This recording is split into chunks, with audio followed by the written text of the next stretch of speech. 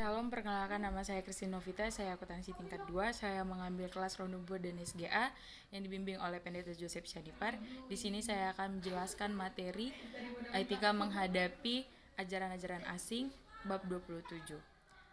Di mana terdapat istilah didaskalia, yaitu sebanyak 21 kali dalam Perjanjian Baru, dan kata didaskalia juga digunakan dengan kata-kata yang bersifat negatif, yaitu seperti ajaran setan-setan, ajaran atas perintah manusia, dan ajaran-ajaran manusia.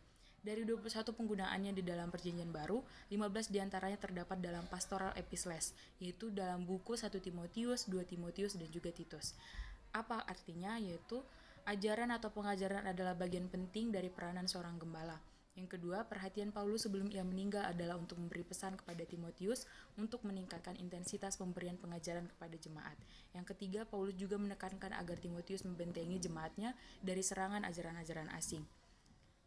Tempat-tempat di mana Yesus mengajar yaitu di atas bukit, di rumah-rumah ibadat, di kota-kota, di desa-desa, di pantai danau, dan di bait Allah. Tugas kita yaitu waspada supaya jangan ada orang yang menyesatkan kita, dan juga tugas para gembala untuk menjaga domba-dombanya terhadap berbagai angin pengajaran.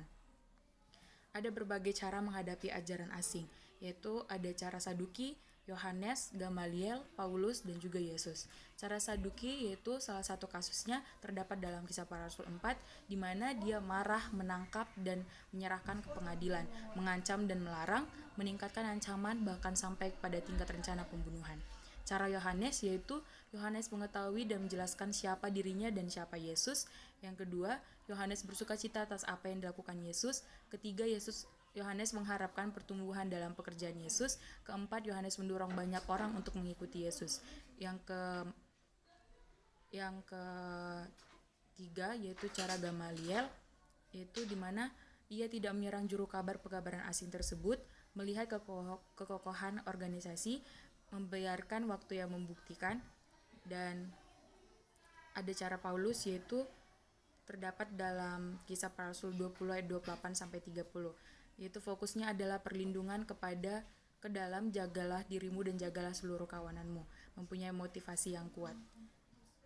Dan ada cara Yesus yaitu di mana Yesus membedakan ajaran dari perbuatan si pengajar. Artinya bukan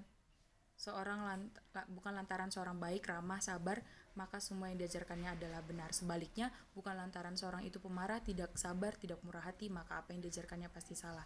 Dari hal ini, maka perkataan Yesus berikut ini dapat dimengerti, yaitu tidak mungkin pohon yang baik itu menghasilkan buah yang tidak baik, ataupun pohon yang tidak baik itu menghasilkan buah yang baik. Dan di sini saya akan menyampaikan pertanyaan-pertanyaannya, yaitu yang pertama, sebutkan di buku apa saja terdapat istilah didaskalia dalam pastoral epistles dan berikan artinya, yaitu terdapat dalam buku 1 Timotius, 2 Timotius, dan juga Titus. Artinya yang pertama, ajaran atau pengajaran adalah bagian penting dari peranan seorang gembala. Yang kedua, perhatian Paulus sebelum ia meninggal adalah untuk memberi pesan kepada Timotius untuk meningkatkan intensitas pemberian pengajaran kepada jemaat. Yang ketiga, Paulus juga menekankan agar Timotius membentengi jemaatnya dari serangan ajaran asing.